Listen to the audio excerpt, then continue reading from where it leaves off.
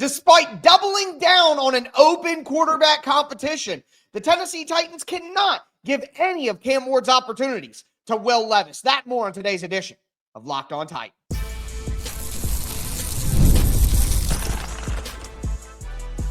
You are Locked On Titans, your daily Tennessee Titans podcast, part of the Locked On Podcast Network, your team every day.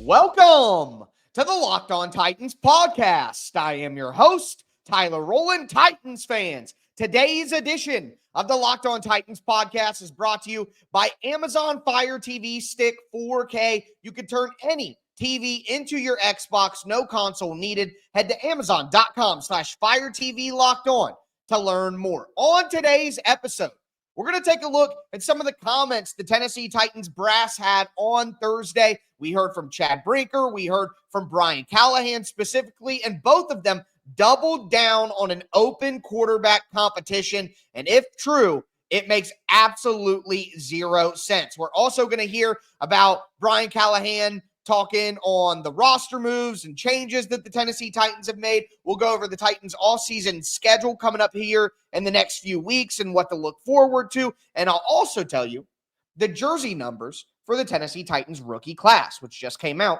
on Thursday. Before we dive into all of that, I do want to thank you for making Locked On Titans your first listen each and every day. Remember, Monday through Friday, Tennessee Titans content all year round, always for free. Make sure that you get subscribed, stay subscribed. It's your team every day. Speaking of every day, shout out to my everydayers out there tuning in Monday through Friday. Couldn't do it without you guys. If you aren't an everydayer, you need to be one, because next week we are going to take an in-depth look at the Tennessee Titans roster, where they stand right now, where the Titans need to improve, and where they can add going forward. So very excited to dive into all of that with you guys. But do first want to look at this doubling down of the open quarterback competition stuff from the Tennessee Titans. We heard from Brian Callahan on Thursday. We heard from Chad Brinker on a local radio show.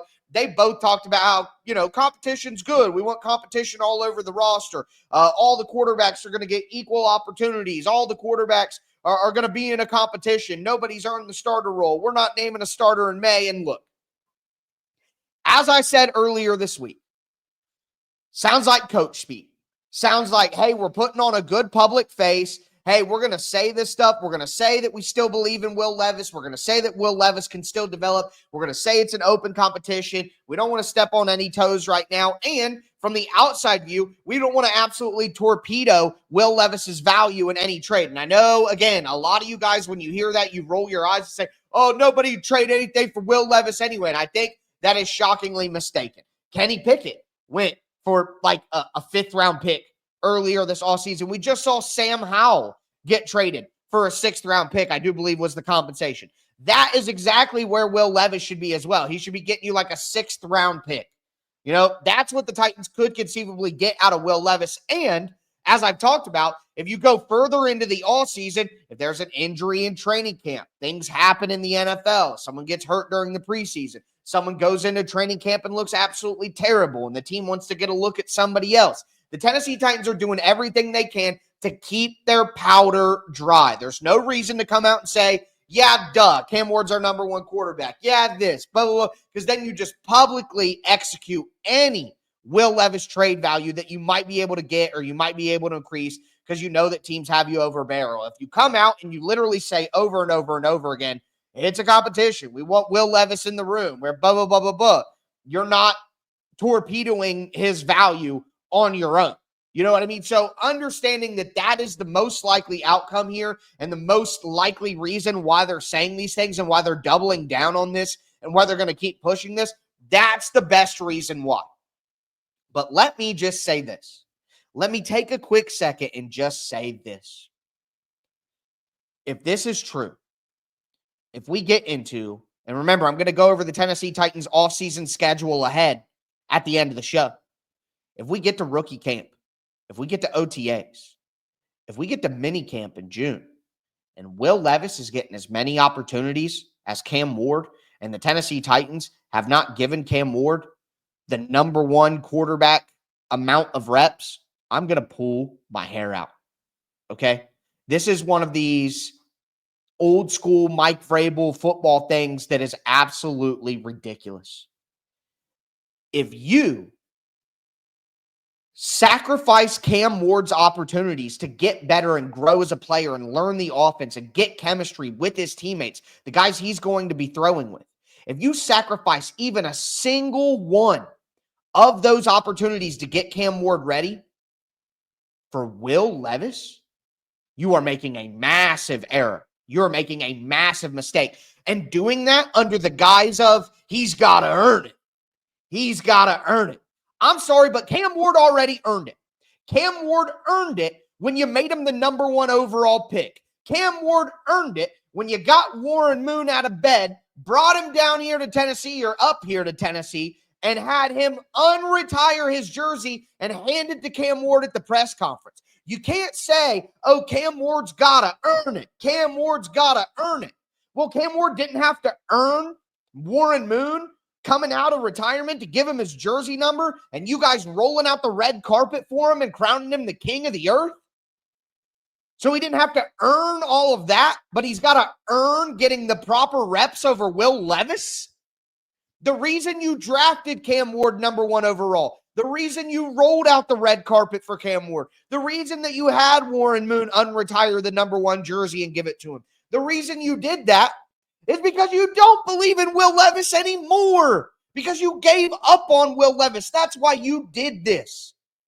So again, I believe, and I refuse to believe anything else, that this is coach speak, this is a public narrative, this is politics, this is just saying the right thing in front of the cameras.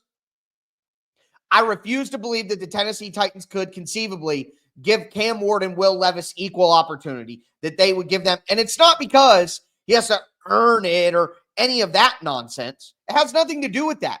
It's about the football. And if you're Brian Callahan, you cannot afford to waste any reps on Will Levis. If you're Brian Callahan, you have to win football games. And we can play this game and this charade, and we can do the Mike Vrabel media nonsense. You can do that now because you gave up so much last year, and Mike Borgonzi's in here instead of Rand, and Borgonzi and Brinker don't want to talk like Rand wanted to talk, and you're going to do it different now and just go back to doing the classic, typical, old-school NFL head coach approach. You can do that if you want. That's fine. Do that to the media. Do that to me. Lie to me, Brian Callahan. Lie to me. I can live with that.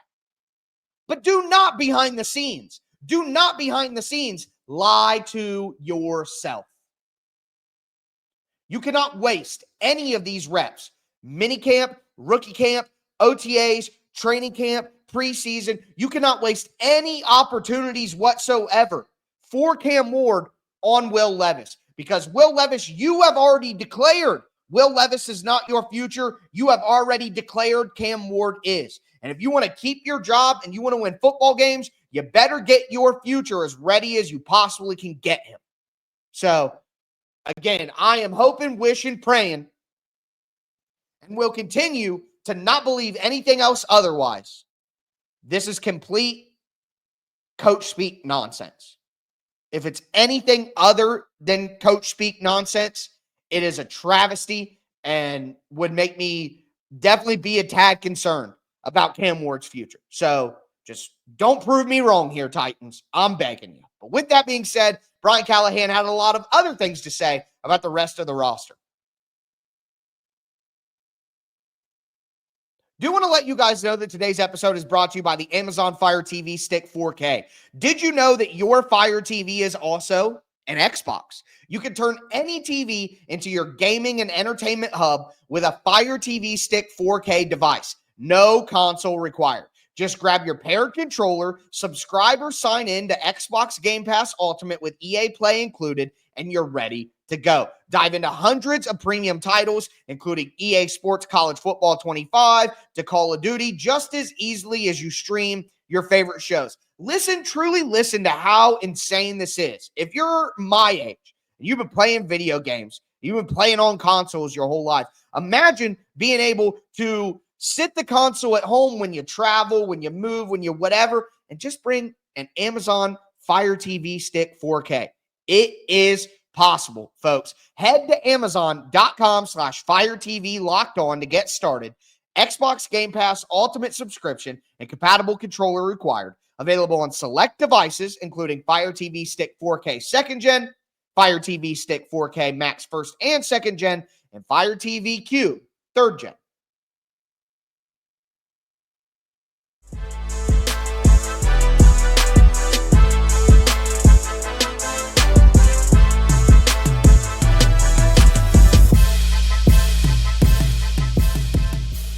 Titans fans, let's continue today's edition of the Locked On Titans podcast. We talked about the nonsense quarterback competition thing. Again, please be public coach speak. Please do not do this behind the scenes. It would be truly insane. But do want to move away from the quarterback conversations and all of that nonsense, honestly, and talk about some other comments Brian Callahan had on the roster. And I want to start at the wide receiver position, where Brian Callahan really had a lot to say, and he gave a lot of good information, and he talked about Treylon Burks first and foremost. And again, by the time that you hear this will probably be resolved and we'll get news. But the Titans once again failed to commit to declining Treylon Burks' fifth-year option. Like earlier in the week, Chad Brinker said we're probably not going to pick up the fifth-year option, which means they're going to decline it, which, you're going to decline Treylon Burks' fifth-year option.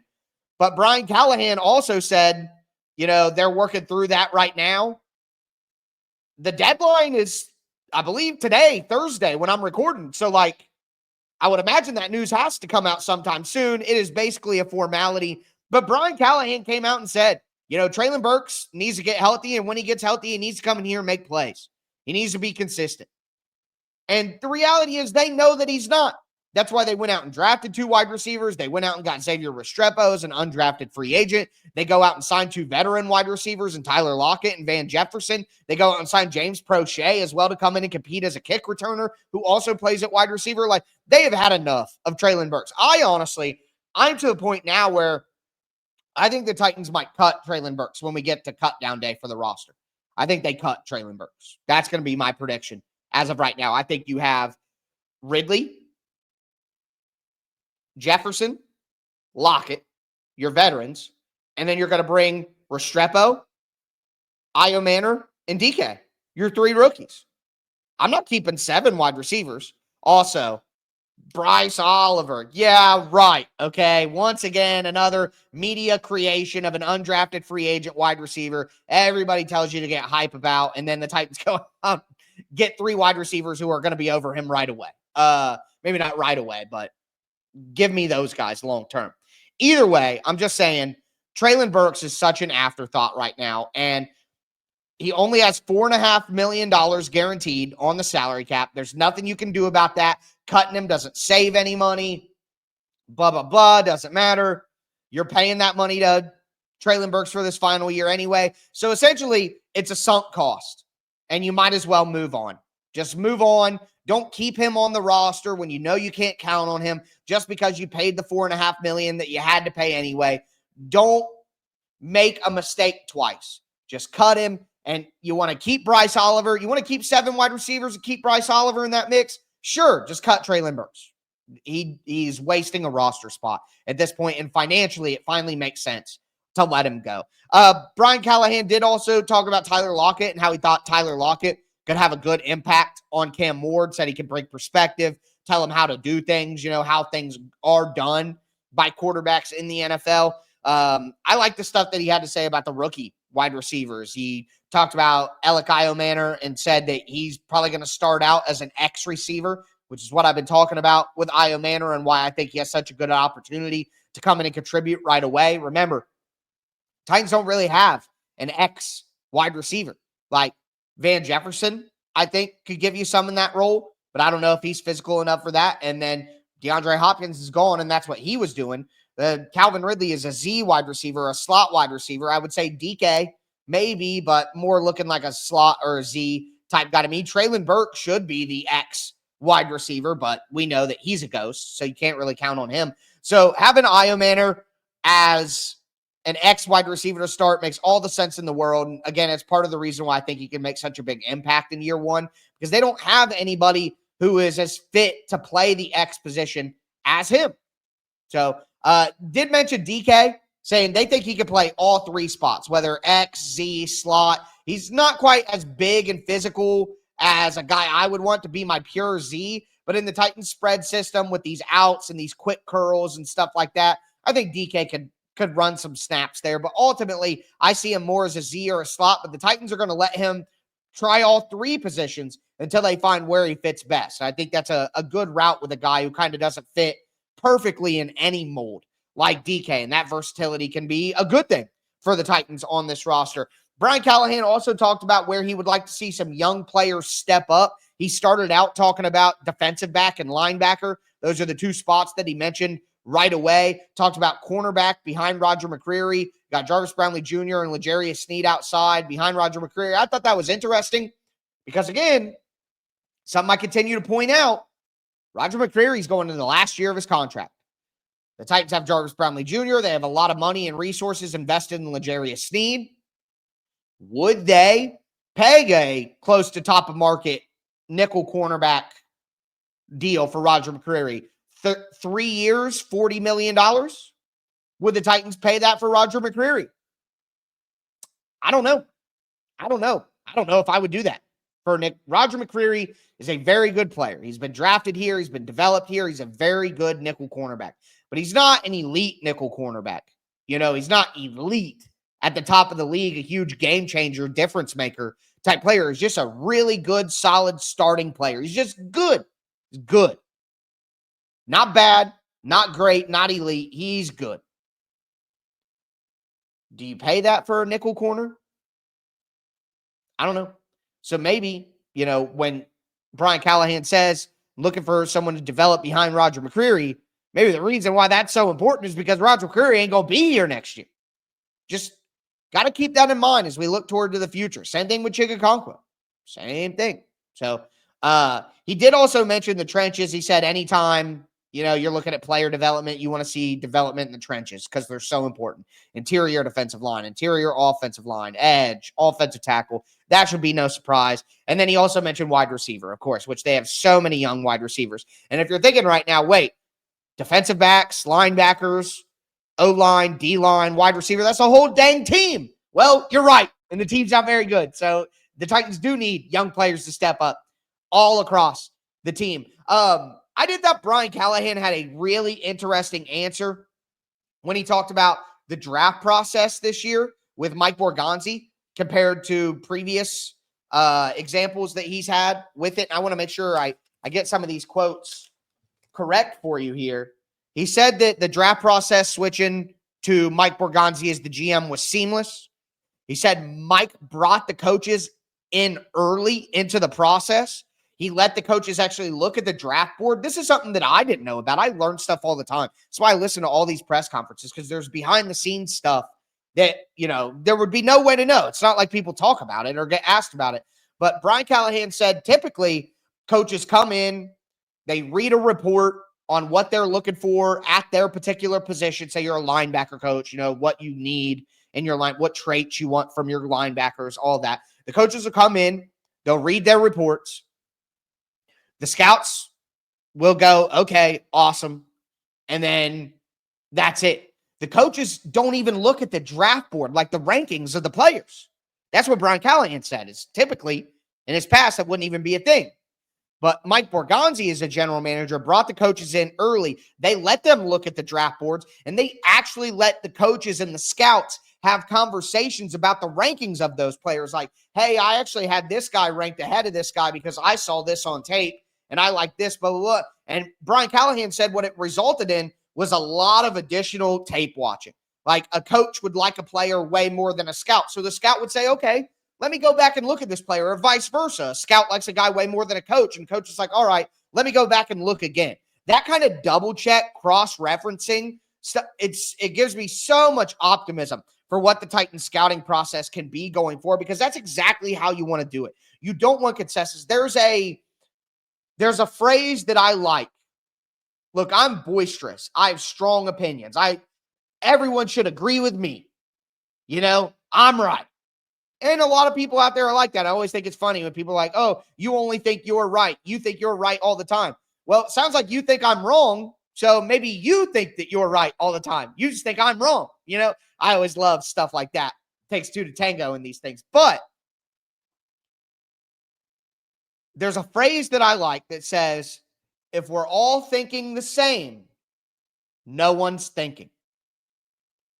If we're all thinking the same, no one's thinking. There should not be full round consensus on everything.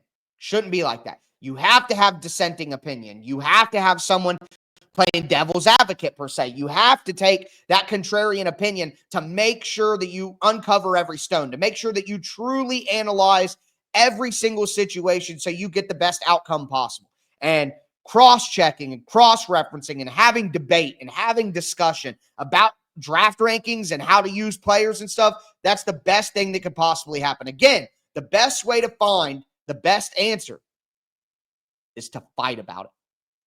That's the truth.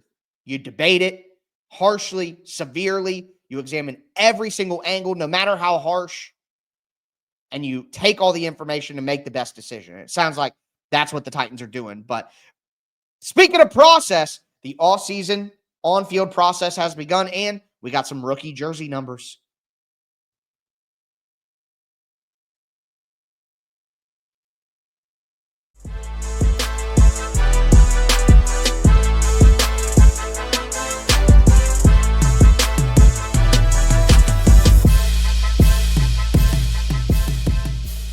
Titans fans, let's cap off today's edition of the Locked On Titans podcast.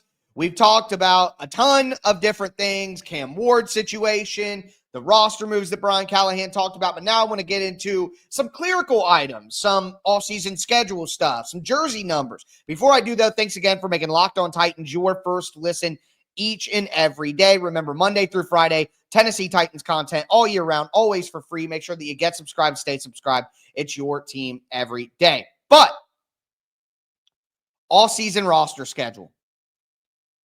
May the 9th, May the 10th, rookie camp. Cam Ward will be on the field making throws. Cannot wait. We are going to go crazy for a few days off that for certain. Can't wait. But after that, OTAs, organized team activities, May 27, 28, and then 30th. So they go 1 day, 2 day, off day, third day. And then the same thing the week later, June 2nd, 3rd, off day, June 5th. Then mandatory mini camp, June the 10th through the 12th. That will be a big one to see who's actually out there, who showed up, all of that. Love it. Then, of course, we get training camp at the end of July. So that is the schedule going forward for the Titans. May 9th and 10th, rookie camp. OTAs, May 27, 28, 30, June 2, 3, and 5. And then mandatory minicamp for everyone, June the 10th through the 12th, just around the river bend. And then end of July again, training camp. We got that little 6-week gap there, basically what I like to call vacation time for me.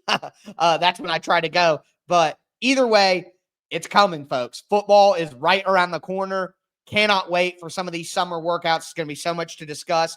Last thing that I want to talk about is we did finally get jersey numbers for the Titans rookie class. We don't have any official information on the undrafted free agents at this time. I'm expecting that might come out on Thursday after I record, or on Friday at minimum, should be out very soon. And then we'll discuss that next week as we get the full final list from the Titans. Of course, Xavier Restrepo is a guy to pay attention to, and number 7 still available. I hope Restrepo goes and grabs it. But Cam Ward, obviously, number 1. Femi Oladipo, number 53. Love the number 53. Keith Bullock was a hero of mine growing up as a young linebacker. Wanted to be like KB all the time, even wore the arm sleeves in 3rd grade, trying to be just like that. Then Kevin Winston, number 23. 21 isn't available because of Roger McCreary. 2 isn't available because of Tajay Spears. 21 and 2 together, 23. There we go. I like it, Kevin Winston. Chim DK, 17, college number like that. Gunnar Helm took 84. man, I wanted him to take like 5 or 85 or 15 or something like that. You know what I mean? But went with 84, classic tight end number. Can't be mad about that. Alec Ioman. I thought that he was going to have a chance to go grab 13. Cheeto's gone. But no, he went with number 5. And look, 5 is an elite wide receiver number. 5 is awesome. So I'm a big physical number 5. Hey, we finally got T. Higgins. We finally got our T. Higgins, guys. Jackson Slater took number 64. That was my number growing up in Pee Wee football. I was number 64, so I love that for those reasons. Marcus Harris took number 26. And then Superman Mullins took number 28. And I love that because he said his favorite player growing up was Chris Johnson, the Tennessee Titans. He used to use him all the time in Madden. That's who he liked. That was his favorite player, blah, blah, blah. So now he gets to wear 28, and that's pretty cool. I just got to say this, though. If we're not retiring Chris Johnson's jersey, then, I mean, shouldn't have any more jersey retirements. Dude dropped 2,000 yards. So I'm just saying, like, you know, just interesting to me. I guess that'll never happen. But either way, those are the rookie jersey numbers. That's going to do it for today's episode. I'll be back with you guys next week. As always, I am your host, Tyler Rowland, and this was Locked On Titans.